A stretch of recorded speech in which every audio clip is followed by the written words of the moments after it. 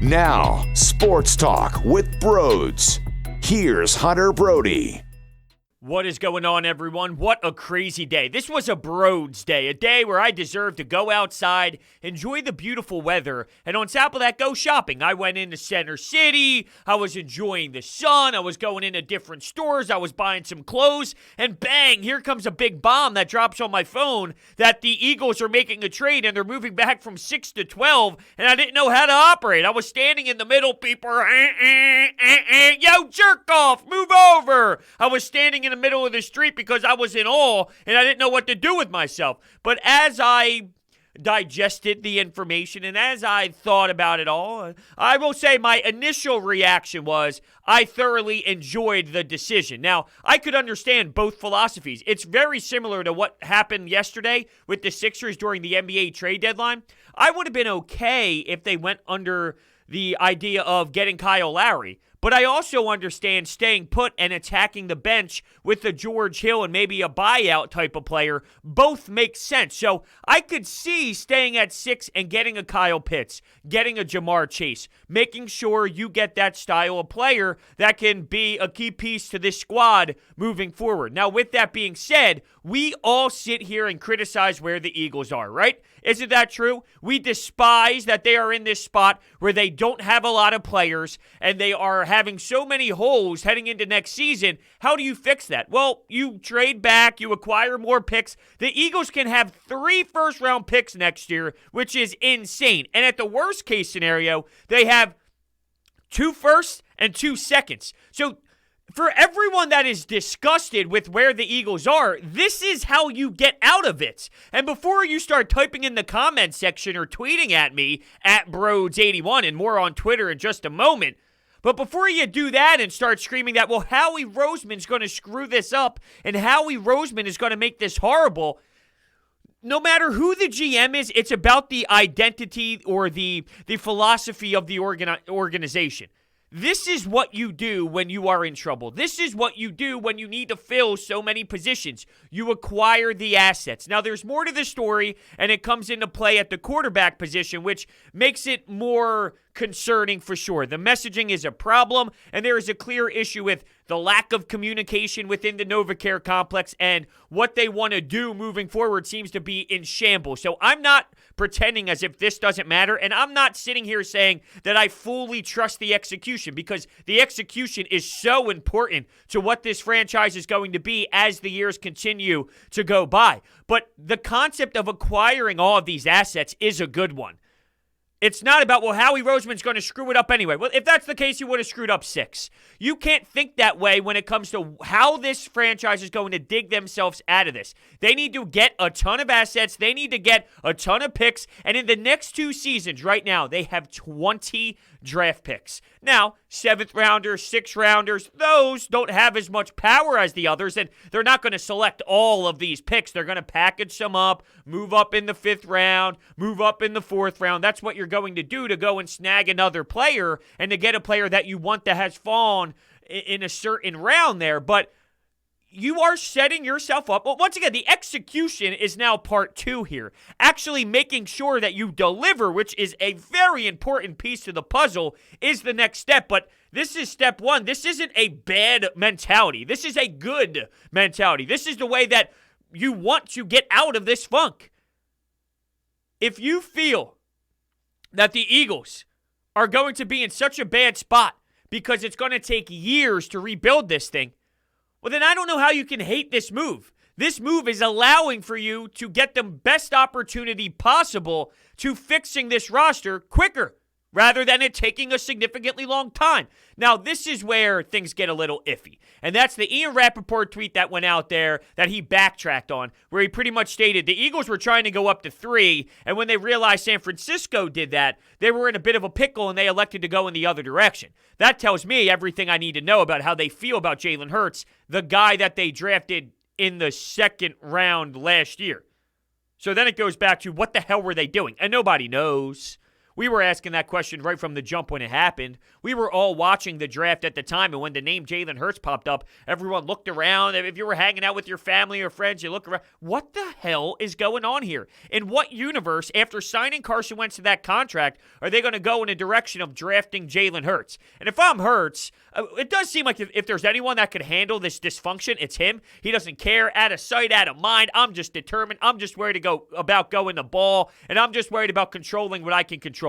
So if there's any quarterback in this league, of course there's others too, but for Jalen Hurts' mentality, I feel that he's got his head on his shoulders the right way, and he's just worried about doing everything he possibly can, and he's going to allow the chips to fall the way that they need to, or maybe he even utilizes this for more motivation, and he goes into the offseason with even a bigger approach of screw you, trying to prove this organization the wrong way. But I'm sure he's thinking in the back of his mind, holy shit, what the hell is going on in this city? This place is bonkers. I wish I got drafted into any other place. I'd rather be in Houston. Oh, that's not right. I didn't need to go that far. But I teased Twitter, and the reason why I did that is every Wednesday I do a hump day giveaway, and this past Wednesday I put up a beautiful white windbreaker pullover that is available for you to possibly win, and it's so simple. At Brodes81, at the top of my profile, I have a pinned tweet where all you need to do is follow me and retweet that tweet. And the following Wednesday, this upcoming Wednesday, I will pick the winner. And I'm just saying, you are not going to want to miss next week's giveaway. It has to do with Bryce Harper. It has to do with the Phillies starting on opening day. You are going to want to be engaged. So make sure you enter to win this week's and stick around and be engaged for all of the other giveaways we do. But there's going to be a doozy for this upcoming Wednesday as well. So I just want to make sure everybody is fully aware of that possibility and that opportunity. Now, getting back to Ian Rappaport. If you think anything other than Howie Roseman called Rappaport after the initial tweet went out and told him to backtrack a bit, well, then you're just not aware of the situation that's been going on. This is now the third, fourth different time a national media member said something about the Eagles, and then there was a backtrack. It was Adam Schefter a couple times, and then now here we are with Ian Rappaport. What happens? They release information. Howie Roseman sees it. He's not happy. Rappaport, Schefter, these guys want to keep Howie Roseman as a source, and they want to have that information. They want to keep him, in a good relationship, right? So they can release information, have the big stories. So when Howie Roseman calls and goes, "Yo, Rap, you gotta go in another direction, dude. You gotta make sure that you reword this thing." Yeah, that's going to happen, and he's going to pull back on his report. So this is what he ended up saying afterwards. He said, where are we here? There's been a lot of reports and a lot of retweets and tweeting and all. Okay, so rephrasing an earlier tweet for clarity. Oh, yeah, for clarity. Not because the general manager of the Philadelphia Eagles called you to make sure you take it down and you reword it to make them look better. Early on in the draft prospect, I guess he meant process. Early on in the draft process, the Eagles felt Zach Wilson was a strong prospect, but for where they are, they felt moving back and collecting a future first-rounder was a better way to build a team. No, they didn't. No, they didn't, because they went and tried to acquire the quarterback. So while I am all in on this mentality of acquiring as many draft picks as humanly possible so you can go out and get talent. And look, there's mock drafts that have Devontae Smith available at 12. There's mock drafts that have Jalen Waddle at 12. You can go out and get a cornerback like Farley or maybe another stud at corner that will be available at 12. There are players at 12 that can be dogs. It's just about getting that pick. And yeah, the track record as of late hasn't been pretty. So I feel a lot different about a 6 pick, which it's way harder to mess that up and get a pitcher or chase than it is at 12. There's more margin for error there, and you can try and overthink and go in a direction that you might not like. But my point is, there's definitely still talent at that spot in the draft, and I did see a list of players, and I want to pull them up, that were drafted at that pick before, just for a little bit of clarity here. Fletcher Cox, Deshaun Watson, OBJ, Marshawn Lynch, just to name a few. They're picking 12. They're not picking 28th. But here's the dynamic that blows when you look at this. The Cowboys and the Giants are now selecting in front of you. It goes Cowboys at 10, Giants at 11, Philadelphia Eagles at 12. So you might have a situation where one of the teams that you are going to be playing up against is going to steal a player that you significantly won, and then bang, before you know it, you got to watch these players thrive in your division. If you look at the Dallas Cowboys, though, it does seem offensively they have enough firepower, and maybe they should try building with some of those defensive pieces. But who's to say that maybe Surtain doesn't go to them, or another quarterback that you were looking for goes to them? And with the way that Parsons ran in his time, geez, this guy's going to be unbelievable, and I'm sure his stock is rising. So who knows where Parsons is going to fall, and I don't even know if the Eagles value that position enough to take it in that spot. But if somehow, some way that was something that could possibly happen, I'm definitely not ruling it out, because you can have a game changer defensively, and you absolutely 100% need a game changer offensively. You're going to see something where now we always tie Justin Jefferson to Jalen Reagor. Why? Because he was drafted right behind Reagor, and you're going to compare those two. What's going to happen is you're going to see a player in your division that's going to constantly be compared to anyone that is selected with that 12th overall pick. So the Eagles have to firmly know that, and if they did their homework properly, which is a big if, I feel they have some sort of idea and some sort of understanding on a player, and they've done their, you would think, all right? I mean, come on now.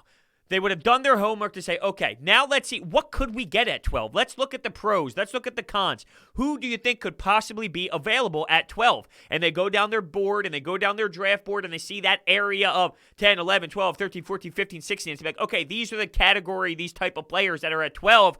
If you're telling me we can have 3 first-rounders in the next year and then attack something with the 12th overall pick, well, then we're still in a good spot for sure. And I don't disagree with them. So the only thing that there's 3 ways that you can approach this with the trade, right? Would you rather have Jamar Chase, and have a bunch of other holes? The thing is, too, you don't see this first-round pick right now. So this is something that, it's a year from now. And right now, nobody cares about that. But when next year comes around, and if Carson Wentz plays what he needs to play to get Indianapolis' first-round pick, and if you make it work where you get 3 first-rounders, well, then next year it's going to be a totally different vibe. You don't see it in your hands right now. It's, hey, we have something for you. You just need to wait a little bit of time until you see it. So that's going to bother individuals. But in a year's time, where they have 2 firsts and 2 seconds, or 3 firsts and 1 second-round pick next season, you're going to have probably a totally different viewpoint on this. And keep in mind, salary cap as well. You're going to be in a different spot financially, where they are not that bad in a position as long as they keep these picks. It's clear that they are looking for a quarterback. They do not believe in Jalen Hurts. They wouldn't have went up to try and get Zach Wilson if they believed in Jalen Hurts. So with that, knowing that, are they going to try and get a Deshaun Watson? Are they going to package all these first-round picks up and these second-round picks up to try and establish themselves with the trade and go out and get a Russell Wilson? Now, why would Russell Wilson want to leave Seattle? Even though there's some dysfunction there, apparently, you're going to leave that situation to go to Philadelphia with Nick Sirianni that nobody knows, and a mess of a front office that lies through their teeth nonstop?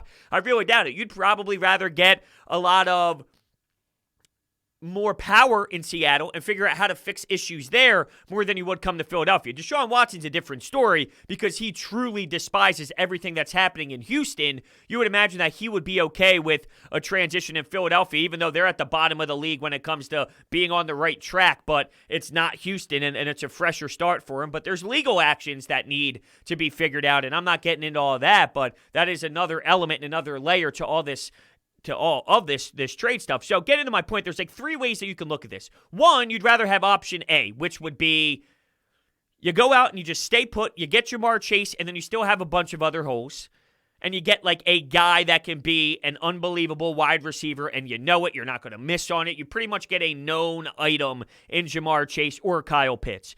2, you go out and you make that splash trade for Deshaun Watson. You have your quarterback, and now you have your quarterback. Now you lose a bunch of picks because you're going to have to use everything I'm happy about so you can somewhat get back on the right page with all of these selections. You're not going to hit on all of them, but you got to go out and get a decent amount of players for you, starting players. Hey, maybe even mix in a Pro Bowl player once in a blue moon. That would be nice. An all-pro type of player.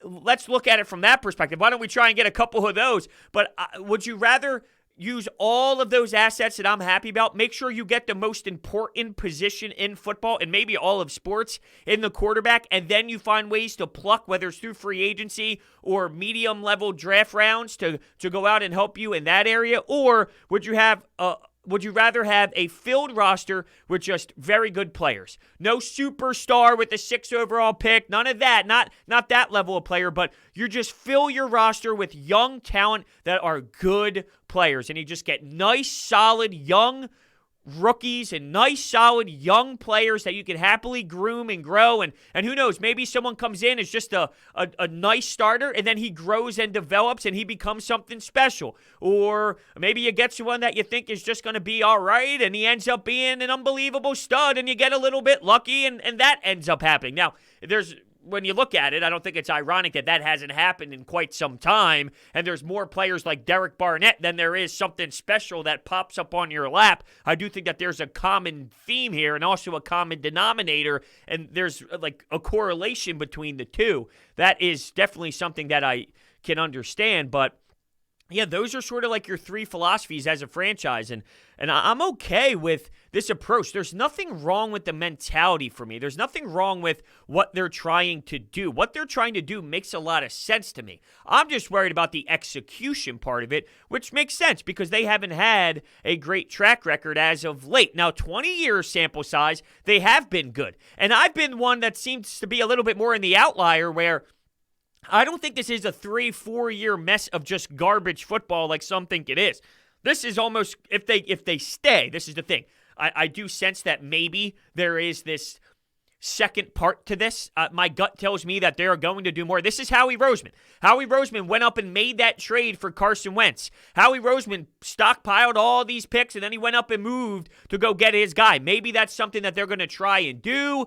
Not so much this year. They wouldn't have traded back, but I'm talking about maybe to go make a trade. Like, they're not going to move back to try and move up in the draft this specific year, but maybe they stockpile all these picks to go out and make a trade for a franchise quarterback in the trade market. Maybe that's something that they're trying to do. I do think that there's a part two to this, but if they are to stay put and they are to just go with, hey, we have a bunch of players that we can choose from, we have 20 selections in the next 2 years, that doesn't bother me.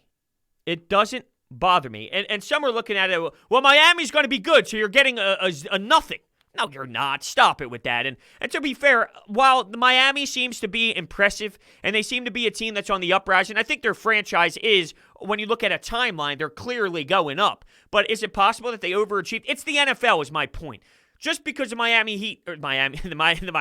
the Miami Dolphins had a great season last year, how many times have you had a team take a step in the right direction, then they fell back the year afterwards? The Flyers are doing it right now. They took a step in the right direction last year, and now they're falling on their face. This is the NFL. If there's any league that does this more consistent than others, it would be this league. So while I think the Miami Dolphins have this nice trajectory going, who's to say that they're going to be this dynamic team that wins the division, or they could be just a wild card team? They might not be a wild card team. Who knows? It's not an automatic that Miami is unbelievable. Now, if I'm a betting man, yeah, they're going to probably be okay, but okay isn't something that means, oh, you don't want that first round pick because they're going to be okay. Come on.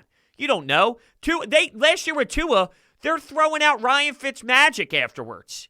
During middle of the games. Not afterwards, during the middle of the games. Oh, we're in the fourth quarter, let's throw out the veteran and let's take away our young, promising quarterback. So do they even believe in the quarterback position? I would say no, based off of what I saw last season. And with Indianapolis, yeah, you know what? I would imagine that they're going to, your pick there wouldn't be as strong. But if you have 3 first-rounders, you have 3 first-rounders. And who knows? Do you maybe move one of your seconds that you do? Move your second, if that's the case, because you would only have 1 second. If you end up getting 3 firsts, you have 1 second. Do you move that first and second to move up? You don't know what the situation is going to be there. But for this upcoming draft, you have a first overall at 12.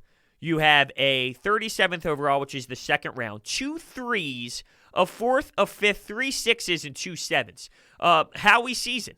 I hate to really say that because I don't feel very confident in this ownership right now, and it scares me. But there's nothing wrong with their ideas. There's nothing wrong with their approach to this. The problem is the execution. They need to be able to believe in their execution. It seems like they have no idea what they're doing. I do get behind that narrative that it seems that they are lost and they're just doing a bunch of stuff and they're just seeing what sticks and they're riding emotionally. Oh yeah, let's go get Zach Wilson. Let's go move up for a quarterback. Well, is moving up for a quarterback the right thing to do? You just drafted Jalen Hurts. What does that say about Jalen Hurts? What type of message are you sending to this guy that you took in the second round? Like, if you're telling me you are now going with the idea of, hey, let's go get a quarterback. You had Carson Wentz, who was, before last season, a quarterback that was very intriguing with an unreal skill set that you paid a lot of money to, and you let him go, and you end up having to trade him because it got that messy internally, and nobody trusts Howie Roseman in there. And look, I've talked to a lot of people that cover the Eagles, and there's a common theme when it comes to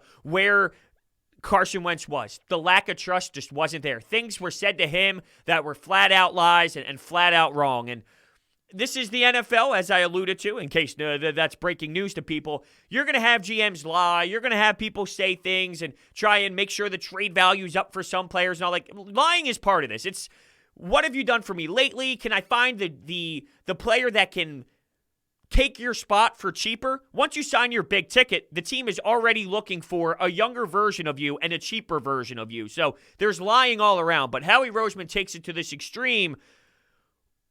When Carson Wentz, that all debacle goes down, you have Jalen Hurts, you pick him, and now you're trying to move up for a quarterback again. It doesn't seem like they know what they're doing. It doesn't seem like they fully are properly 100% bought into a philosophy. And that's concerning. I don't mind this approach, but are they bought into the approach? That's more, and that goes back to the execution side of things.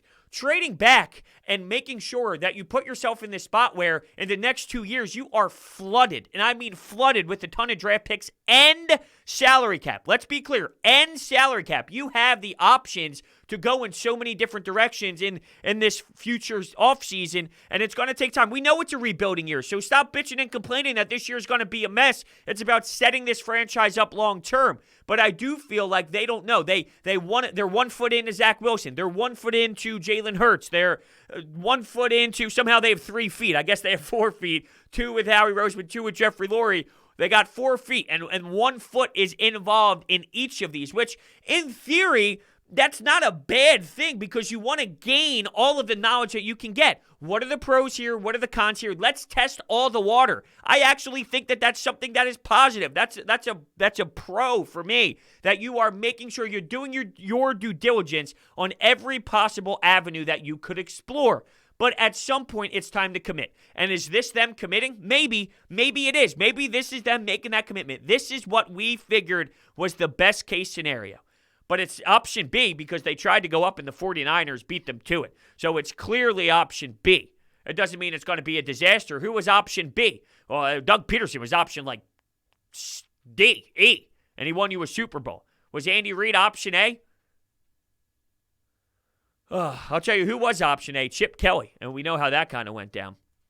All right, speaking of going down, March Madness went down last weekend, and it's in full swing this week. The action has not disappointed. You had so many upsets. Loyola of Chicago was in the mix, and they're balling. Their defense is unreal. How about our friends Oral Roberts? Oh, they're dynamic. DraftKings Sportsbook, America's top-rated sportsbook app, is putting new customers in the center of the action. Bet $1 on any tournament game, and if your team wins, you win $100. It's that simple. Turning $1 into $100 is 100 to 1 odds. Pick any college basketball team that's still in the hunt for your shot at winning $100. All it takes is $1 bet and that team winning their next game. Download the top-rated DraftKings Sportsbook app now and use promo code Brodes when you sign up to turn $1 into $100 if the college basketball team of your choosing pulls off the win. That's code Brodes to turn $1 into $100 for a limited time only at DraftKings Sportsbook. Must be 21 or older. New customers only. Pennsylvania only. Restrictions apply in partnership with Meadows Racetrack and Casino. See DraftKings.com/sportsbook for details. Gambling problem? Call 1-800-GAMBLER. All right, why don't we get to the Anytime Hotline? In case you are surprised by this, which I would imagine you're not, the Anytime Hotline was absolutely buzzing. The Anytime Hotline was on fire.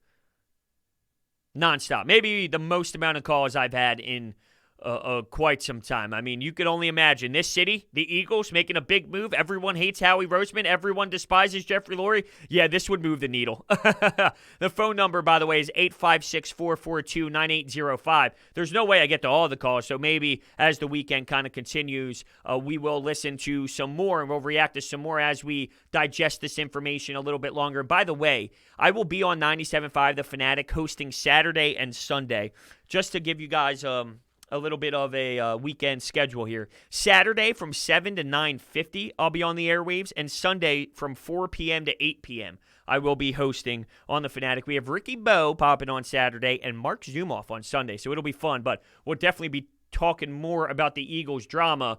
I would imagine you guys would love to stay tuned and listen to that for sure. But all right, let's get to some calls. Well, to anybody that thought it was a shoo-in that would get Jamar Chase or Devontae Smith, my word for you is never get your hopes up too soon. And this just proved it. My thought on the trade, borderline. It all depends if we take a 12 and if we wind up taking a bust or a stud. If it turns out to be a stud, Howie Roseman looks like a genius. If not, the cries to fire him will continue. Yeah, and look, I think it's big that you brought up the firing aspect of it. There's two ways to look at this from Howie Roseman's perspective. Is it possible that he wanted to go in this direction so he could sell to Jeffrey Lurie? Because Howie Roseman is brainwashing Jeffrey Lurie. I think that's pretty clear at this point. He can be like, hey, we know we're rebuilding, right? We know that we're retooling this thing, and it's going to take some time. We're opening up a window now of, hey, we got to get these draft picks. We got to make sure that they develop. They have to grow. They have to kind of be groomed into the players that we need them to be. So it's going to take some time. You do know that, Jeffrey, right? You do understand that. You can't just fire me because the expectations can't be too high, right, Jeffrey Lurie? Like, there's definitely that dynamic happening behind the scenes for sure, but this is also going to be the turning point of the Howie Roseman tenure. If he ends up becoming a GM that does well, if this next 2-year stretch of drafting is good and he ends up picking players, he saves his job. This is the Howie Roseman tenure, in my opinion. Like, he'll have the years to figure it out. I don't think 1 year is going to be the difference here. I think he's selling Jeffrey Lurie that, hey, give me this 2-year window with all these draft picks. Let me work my magic. But I think this next 2-year span is going to define what is next for Howie Roseman. He either stays or he doesn't. And I hate this.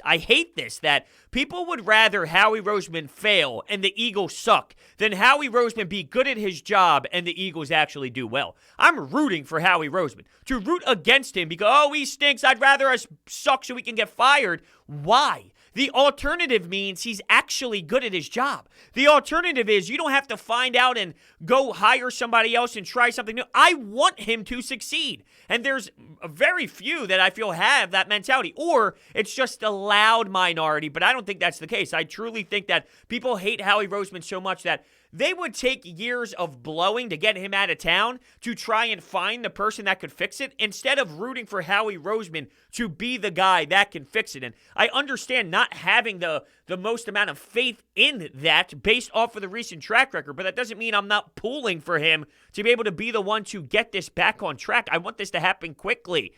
What if you end up firing him and hiring a guy who's a disaster? Well, then you just, look, it's not like much changes because right now you have a disaster as well. The last thing I'm trying to be is a Howie Roseman defender. I'm just trying to look at this logically. I'd rather Howie Roseman fix it all and actually be good than find out that he is the worst general manager ever, as people would say. But, of course, that's me just being a little bit facetious. So let me see if I'm getting this straight with the Eagles, right? So we intentionally tank the last game to fall back and fall in front of a couple other teams, get the 6th pick, right? You're guaranteed at this spot Jamar Chase, one of the 4 quarterbacks potentially, even Penei Sewell, Kyle Pitts, any of those guys, right? You're guaranteed them. But instead, no, let's just trade behind both the Giants and the Cowboys and let them get one of those guys potentially. So I don't understand this move. I'm pissed off with it, and I don't understand what are we doing? See, this is where I'm having a little bit of trouble. To say I don't understand what we're doing, I think it's kind of clear what this move is. It's acquiring more assets. Now it's, what do you do from here? Do you package it up to get a quarterback? Because it's clear based off of trying to go up for Zach Wilson, they want a quarterback. They are not sold on Jalen Hurts, which scares me because they valued him at a second round. What was the point of the second round pick then? You literally you're telling me you actually drafted him to be a backup quarterback in the second round instead of helping out your franchise quarterback in Carson Wentz last year. If that really is the case, that is such a joke and that is such a mess. We came up with this conspiracy theory that they were actually doing it because they wanted Jalen Hurts to be that franchise guy, and they wanted to move Carson Wentz out of town. They want to go with this new upbeat style of quarterback where you can be creative and you can run around, you can be a Kyler Murray. Carson Wentz was not that style of player, so the end goal was to get him in there and be your franchise guy. What they did today was essentially tell me that that's not the case. They don't believe in him. They want to try and fix that. So to say you don't get what they're doing, I think it's clear what they're doing. They're getting more picks. They're getting more picks. It's what are they doing now with these picks? Either getting a quarterback or they're committing to, hey, we got to make sure we utilize all these picks for the best of our ability. Yes, some of them are going to package up to move up earlier in certain rounds, but we know there's holes. Everyone's screaming that there's holes. What's the best way to fix those holes? It's to get as much firepower as you can and try and fix them through the draft and then free agency with the cap space that they're going to have in future years. So to say I don't get it, that's what it is. That's what it is. It's actually pretty simple when it comes to what they did today. It's what does this mean now? Two directions to go to. Brodes, I thought we were getting Kyle Pitts. We might have 3 first-round picks next year, but Brodes, I thought we were getting Kyle Pitts. What happened? Brodes, help me out here. Brodes. All right, so we got a Kyle Pitts lover, and well, I would have loved Kyle Pitts, and everyone's talking about how he's an offensive weapon, and you can line him up everywhere, and I would have been stoked with Jamar Chase. I would have been really happy with Kyle Pitts. I can't knock what this possibly can be. It just comes down to actually making it all make sense and work. You got to deliver. You got to deliver. And there are concerns with the delivering factor of it. But just because there are concerns there, it doesn't mean that I'm not going to try this. Howie Roseman and Jeffrey Lurie are not saying that they're as much of a disaster as we are saying that they are. Do you think Howie Roseman's really admitting to everyone, you know what, I'm a bad drafter. So instead of trying to get as many picks as I can get because I don't believe in myself, what I'm going to do is stay at 6 just so I don't fuck up so nobody makes fun of me. Another thing, too, is I know that people don't like this answer, but Jeffrey Lurie has had a lot to say, and his voice has been very heard in those draft rooms and in those war rooms when it comes to drafting players.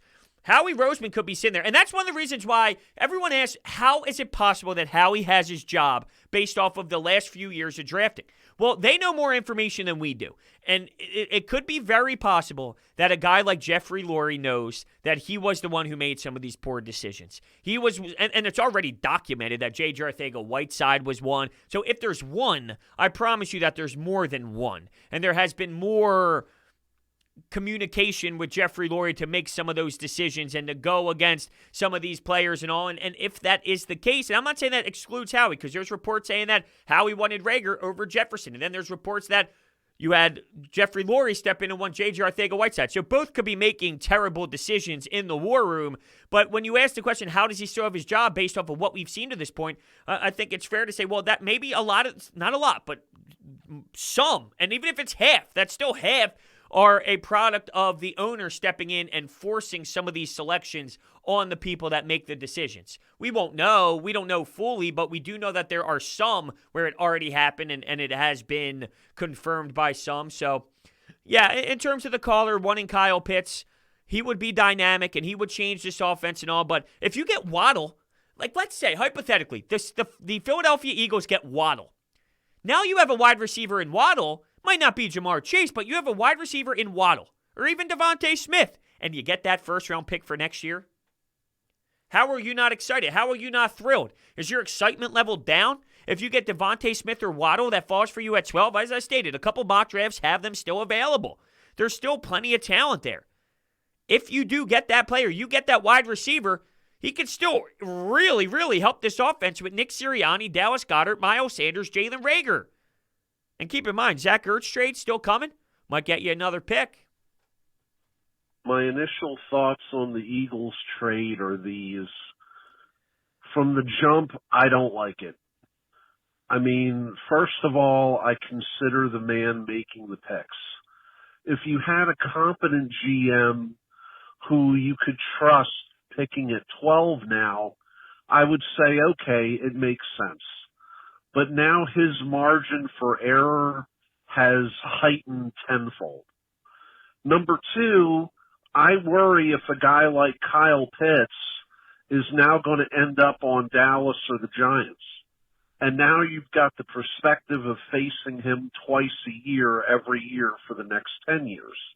That's definitely going to be a scary situation for sure. And while they have so many weapons, I guess you could make the argument that they could totally still utilize a player like Pitts. But their defense was so putrid, it's hard for me to look in that direction. But it is Jerry Jones, and they took CeeDee Lamb last year, and they knew about some defensive woes as well. But you would imagine that they got to go defense, right? You would just imagine it. Maybe they take Surtain off your hands. But, yeah, I mean, Pitts... Look, Pitts at that deep in, they're talking about him going 4. They're talking about him going top 5. They're talking about him having possibly getting selected at 6 to the Philadelphia Eagles before this trade happened. So let's be realistic. To think that Pitts is going to fall that far after everything that's happening, I'm not saying it's impossible. But now all of a sudden we have him falling all the way that low when he is possibly being discussed as a top 5 pick. I would think that that's a little ridiculous. But your point still stays valid with any other player. If they get Devontae Smith ahead of you, that's a little crazy. But let's say the Giants get Devontae Smith. The Giants take an offensive player, or they get a guy that you really were targeting, and now you have to see them 2 times a year and you're playing with them in the division. Yeah, that could absolutely be something that you are going to witness, and you are going to, if it works out the way that you're laying out, that's going to be extremely painful for this franchise. There's just no doubt about it, and it is a possibility. You can't rule it out. I guess to summarize a little bit, and we have way more Anytime Hotline calls, I guess I want to save some of these, though, and I'm going to save the ones, just a whole folder here, and kind of select them so I can make sure I don't use the same calls because I have all of them in this big-ass folder. Yeah, if I didn't get to your phone calls, don't worry. I do want to talk about this more. We're going to clearly have some more discussions about this over the weekend. To summarize a bit, I'm not outraged. I'm not pissed. I'm curious what's next. But you can't hate this. I just don't understand hating this. If you feel, and I'm sure majority do, that you don't have enough talent and you have so many problems and you need to get younger, if they stay and they don't pile all these up to make a trade for a quarterback, this is how you do it. And if your response is, I don't trust Howie Roseman, this is how you do it, though. This is how you do it.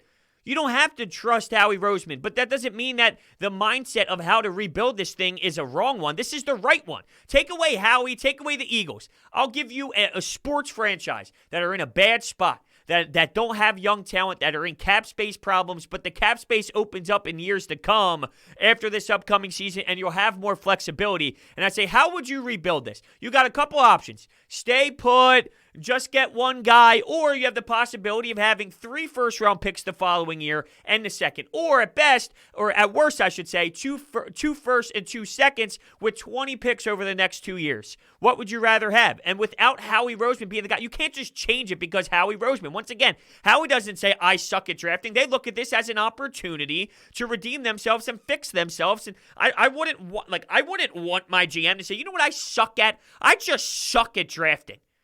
Now, I don't want them to be delusional either. There's got to be a happy balance here, but I don't want them saying, I suck at drafting so much that if I had the chance to help out this team long-term by getting more firepower, I'd rather not. Like, I don't want that. That's terrible. That's awful. So I'm okay with it. I'm interested to see where this goes as time passes here. So with that being said, let me end this by telling you about my friends over at DeSimone Jewelers. I went to them for my fiance's engagement ring, and she fell over with joy and excitement when she saw the diamond just flashing in her eyes. She was blinded by it, and I can't thank DeSimone Jewelers enough. I went back for a Christmas gift, a birthday gift. You name it. They're the best in the business. DeSimone Jewelers is a family-owned business with over 40-plus years of experience that moved from Jewelers Row to Haddonfield, New Jersey. They don't use sale tactics. They just show you options, and they educate their customers and treat their customers like family.